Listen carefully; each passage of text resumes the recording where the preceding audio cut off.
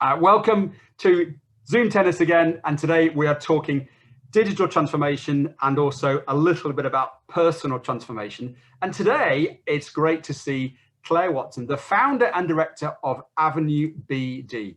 So Claire, welcome to the next edition of Ladies and Gents Singles on Tennis. How are you today? Hello, thank you for having me. It's a pleasure to be here. I never thought I'd make it onto centre court, but look, here I am with you, Chris. But the virtual world, you can be doing anything, anywhere, within reason. So Claire, digital transformation, what do we mean by that in the business world? So I think a dictionary definition is something like using computer technology to change how the business operates. I think for me, it's very much about automation, communication and engagement. So using technology to make your business more efficient, to make it easier to communicate within and to your business, and to better engage with your stakeholders, your customers. Okay, little warm-up question there. So proper match on now. First question to you. The business owner that is kind of thinking about digital transformation, maybe been to one of your seminars and they're thinking, absolutely, I'm up for this. But it can be a bit daunting in terms of knowing where to start. There's so many different options. Can you talk about the challenges an SME business owner could face when thinking about digital transformation?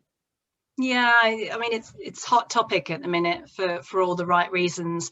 And there is a lot of demand to invest in digital because the consumer is demanding different ways to be able to interact with our businesses. It was the CEO of Microsoft said recently that we saw 2 years of digital transformation happen in just 2 months with everything that's gone on. And I think the structure for a larger corporation is often well set up for managing change like this. You know, they'll have specialists across the company that can lead on different projects and different aspects of projects, the technologist, the finance person, the marketing specialist. Whereas my experience of SMEs is that we tend to rely on fewer people, but with a broader skill set. And that works really well generally. And until you find yourself in a position where you need to tackle something new and something that no one's done before. And that's when it can get a bit scary. And I think much like any profession, it's the lingo, the terminology, you know, the terminology around technology can be really challenging to understand.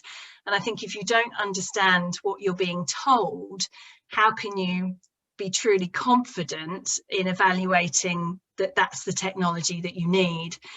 So to summarize, I think one of the biggest challenges for SMEs is having the resource or skill set internally to drive digital investment forward. I mean, the confidence to go digital, to select a technology or development partner is driven by knowledge and acceptance that investing in that thing is going to make the business better. And I think these businesses would do very well to have someone to bridge that gap between what the business requirements are and being able to understand the technology solutions available. And I think if they can employ that skill for however long it's required, they'll stand a much better chance of investing in something that will truly add value. Okay. Yeah, just to kind of put that back at you, from a business owner's perspective, you know, what was Steve Jobs' famous comment, I'm going to provide things that people don't know they need yet. And often, certainly from my perspective, sometimes we don't know what's out there because we're so used to what we've got. It's not as if you can ask your operations director to go and find a 3-way pitch of this way to transform this solution. It's all on your own terms. So I'm guessing you can help that daunting aspect of what's out there become easier to solve. Yeah, very much so. I mean, for a lot of business owners, business leaders, you know, it's having an idea and not knowing where to take it, or, you know, how you take that idea out of your head and translate it into something that can become digital, can become a technology project. So I think that's very true.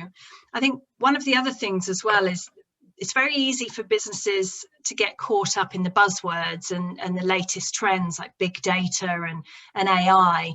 And you can understand that a business might feel like they need to jump on the bandwagon as such and invest in this tech because, you know, there's a case study of a big corporate who's earned so much more money or much more efficiency because of it.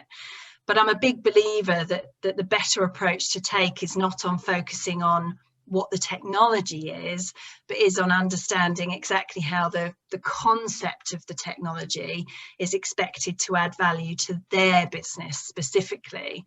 And I think that's another challenge that businesses are facing, is that they're getting caught up in the technology or the technology solutions before they've fully evaluated where the problems and opportunities exist in their own business. I think if people were to first approach and understand how something currently works, like an offline sales process or an employee training program, really understand how they want it to work, then they'll start to create a set of requirements against which the technology needs to respond. And that will give them a checklist, something that they can work through when they're evaluating technology partners, technology solutions. And it really gives them a good starting point as well to understand the value in investing in that technology and what the return on investment needs to be or could be. Yeah. And I think what's really key is that people look at technology as enhancing their product or service offering. And if somebody is evaluating a technology and they can't surmise that this is going to add value, then it probably isn't the right investment. So, you know, don't jump on that bandwagon. Yeah. So the sentence I kind of wrote down there is how can this add value? And if it doesn't, well, maybe it's not actually going to be that beneficial to the business. It's just maybe a gimmick. And if it doesn't add value, then why do it? Perfect. Thank you. Very much so. So it's my turn to send the ball back to you. And I think this is a really important one right now. So, you know, talking about transformation, digital transformation for me, but what do you think people can do to take personal transformation seriously? As in something within themselves that they want to just completely pivot and transform themselves on something? That's how I understand it, yeah.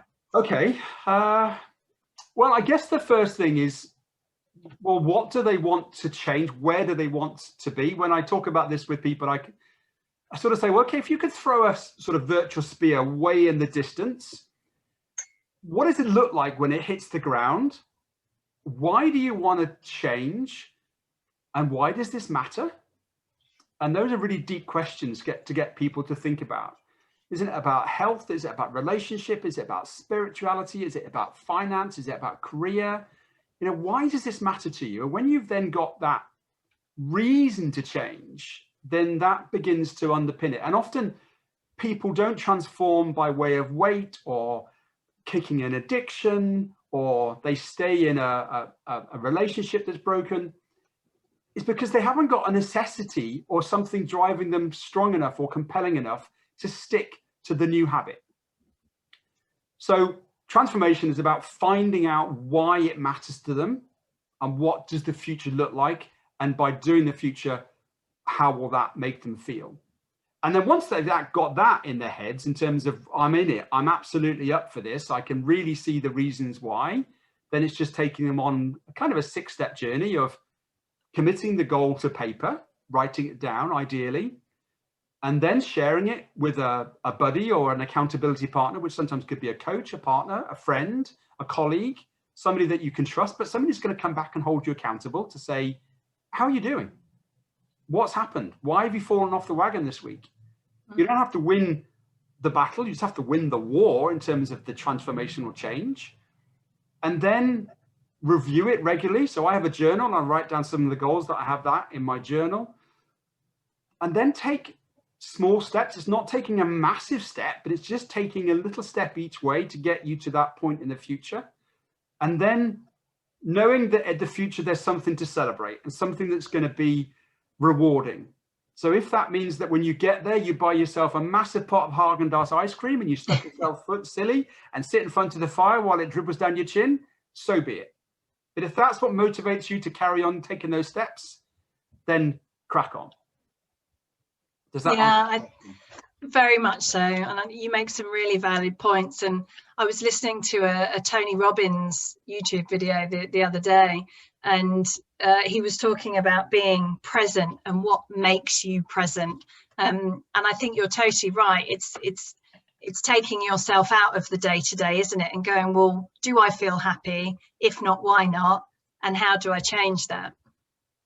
Yeah, and Tony Robbins is a great exponent of the fact that you're never going to get today back again. And therefore tomorrow is in really, it's in your hands. And the people that have the yes, but, there's always a reason why you can't do something, but it shouldn't be the thing that stops us from changing. So yeah, sharing it, having an accountability partner, but just making it matter, making it personal to you and getting excited about it, I think is really important in terms of personal transformation. Great answer. I agree. Right. So back to you, Claire, on this one, in terms of thinking about that SME owner again. So if one of my contacts said to me, do you know what, I really want to digitize my whole sales process. It's all clunky, it's all manual, too many forms, spreadsheets, but he really had absolutely no idea where to start. What advice would you give him or her about making that transitional change to digitalization? Yeah, I don't think it's an uncommon problem, and one of the biggest reasons that I set up Avenue. I think the key thing is all businesses work in different ways, and as such they have different needs and processes that need to be understood. I mean, we follow a definition process of 5 steps called the 5D process, and that starts by discovering how things work now and what success would look like if they were changed. So similar to what you were talking about before, but from a personal perspective. So this is exactly where I would recommend your contact start. So I'd recommend they take some time to really discover and map out how the current process works and do that from end to end.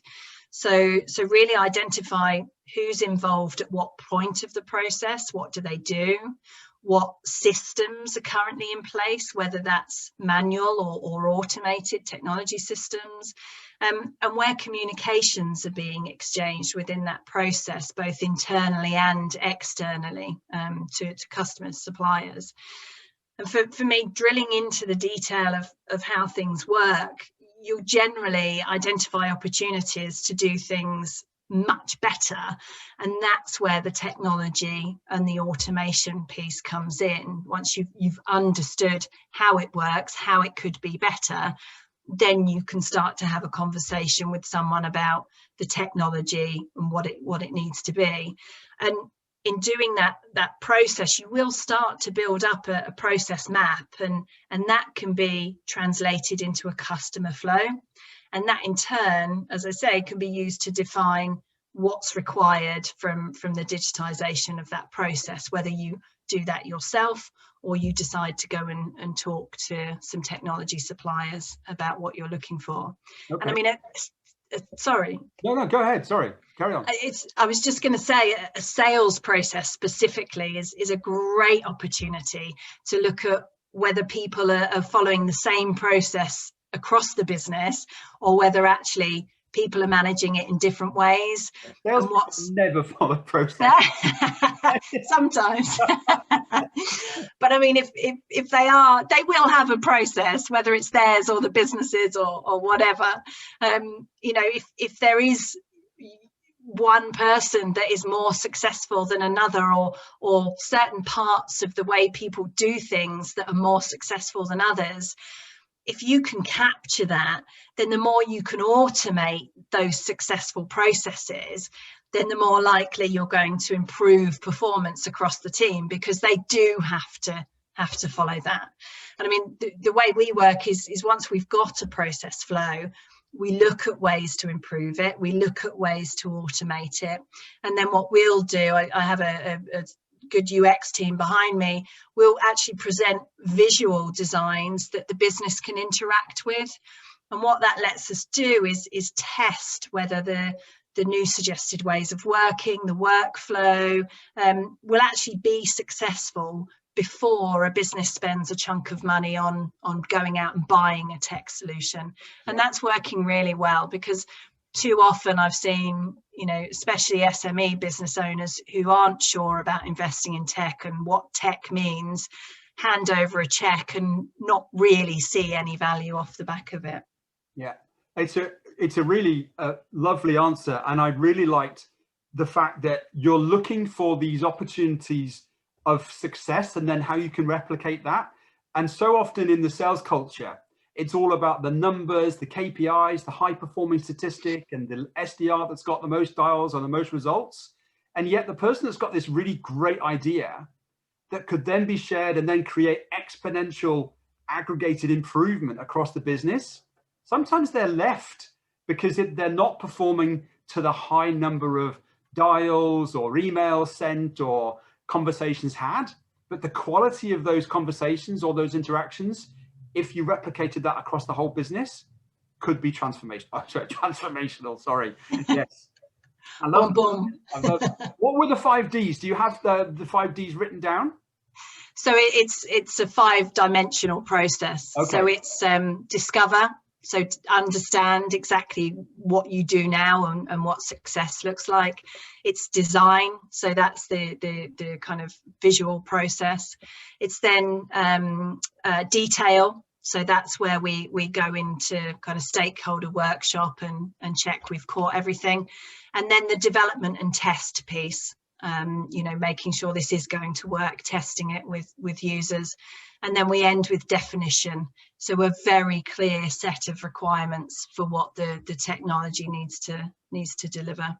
I love that. I mean, and I love frameworks when you can just sort of position things in frameworks and they all start with a D. I absolutely love it.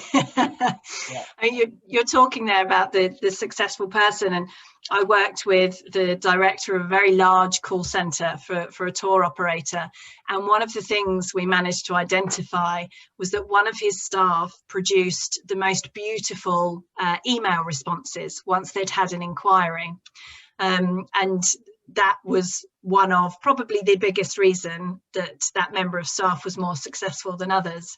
And we rolled out this email template that everybody then used, and we saw conversion jump. Well, when you can analyze the data and then the data tells you where the opportunities lie, isn't that a great symbiotic fit of opportunity? Absolutely. Absolutely. Yeah, I love that. I'm getting quite fired up now about digital and how this can work for more people. And I often say, the golden nuggets exist within your business. You just got to dig hard enough to find them, or allow psychological safety to let them be surfaced. But yes, the people that just bang, bang, bang, bang, it's you're losing opportunities for brilliance. Good. Okay, I'm enjoying this game. It's great. Good. Well, you're excited, so I'd say that was a successful serve. So. I'm out of the game. I'm on the tram lines. So I'll send it back to you. Okay. I mean, what are your thoughts on digitizing a sales process? Well, I think we covered it a little bit there. Digital can be brilliant. So let's take a CRM system. CRM system are absolutely brilliant at prompting, capturing the data, making sure everybody is all on the same page. Every interaction is all linked up, but the trash that you can see in CRM systems is also horrendous in that tasks aren't followed up, people forget to update, and then the next person dials and they don't have any reference to the fact that the last conversation exists. There's too much categorization, it's too complicated. So that's an example of how digitalization can ruin a sales process. There are some tools out there. So there's a new one out called trywingman.com, which is an AI piece of software that listens to the tonation and the positivity on a sales call, and then helps you steer whether or not you've had successes and failures, and actually tells the person whether or not they're putting positive or negative bias on a conversation. So fantastic for that thing to happen. And where you can analyze what you've said, their data analysis of what's working and what's not, test and measure. The data tells you what's working, then bring that into the sales process. But I think Automation, really, really bad automation in LinkedIn. It's given LinkedIn a really bad name in that context. Spam emails that have no personalization, and they're just trying to hit people with as much noise as possible. Auto dialers, where you hear the click and then you answer because the machine's just told you that somebody's on the end of the phone. Voice automated systems, bots on websites that aren't actually humans. I don't think they're good for the sales process, because I think a human can still test and just spot the digital part of the emotion compared to the human. And when you're trying to work on an effective sales channel, I still think it's the human that brings the desire, the emotion into the action bit, which is when people check out and make a decision. You can bring so much activity through awareness with digitalization, with clicks and banner ads and lots and lots of social media into the top of the funnel. But I still think it's the human aspect of looking at that email that you talked about. Why did that email work? Something is in that email that is making the person want to respond to it. And that's the emotional quotient of sales that I think can interweave with digital. But I don't think digital will ever completely replicate the sales process. No, and I agree with you fully there. And for me, the automation piece is in taking away the stuff, the administration bits, where somebody isn't adding value perhaps, and giving that person back time so they can be more engaged, be more present with the customer. I think you're totally right. And something else you said there about bad digitization. Digital transformation isn't just about customers. Think about it as stakeholders. Who are the stakeholders of your business? And employees are as important as your customers. And you're right, if you give your employees tools that they're just not engaged with, they're not going to engage with them, and you won't get any benefit out of them, and it's a waste of investment. And again, that comes back to really understand what your current process is, how you want to work, and then you can go out and get the right tool to enhance how your product and service offering is delivered. You're right. And how many times can you remember in a situation and the person in front of you just goes, I know just what we've got to do. We've got to form this fill in. We've got to do this. We've got to click the boxes. It's just a process. Don't blame me. I'm the messenger. Yeah, but we'll get rid of it. It is culturally damaging to the business, because it suggests that my opinion doesn't matter. And therefore the customer's opinion doesn't matter, because it's mandated that this is the way you have to do stuff. But the voice of the customer and the salesperson isn't going back up the channel to say, this is important. And I think, just thinking about digitalization, when you can get rid of the manual processes to allow for even more human interaction, as opposed to getting rid of people, to create them to be more effective, more listening, more enabled customer representatives or salespeople, I absolutely think digital transformations is brilliant. Great, Claire. It's been fascinating. I might have to go and read up more about the 5 Ds and definition and decision and detail and design. I love it. Really good. Well, there's more on the website, so feel free to take a look, and some case studies if anyone wants some more. You've just queued up my cue for sharing our details on here. So if anybody wants more about you, then here we are, avenuebd.co.uk website. Details are on there. Claire, it's been a really enjoyable game. For anybody watching, there's loads more of these. Last week on artificial intelligence, Marianne Smith talking about customer experience. They're either there or there somewhere on the YouTube channel. So Claire Watson, it's been a pleasure. Nice game. Very gentlemanly, ladies. Chris Wilson, thank you very much. I feel like I need to curtsy. Nice to see you. Thank you so much. See you again. Bye. Bye-bye.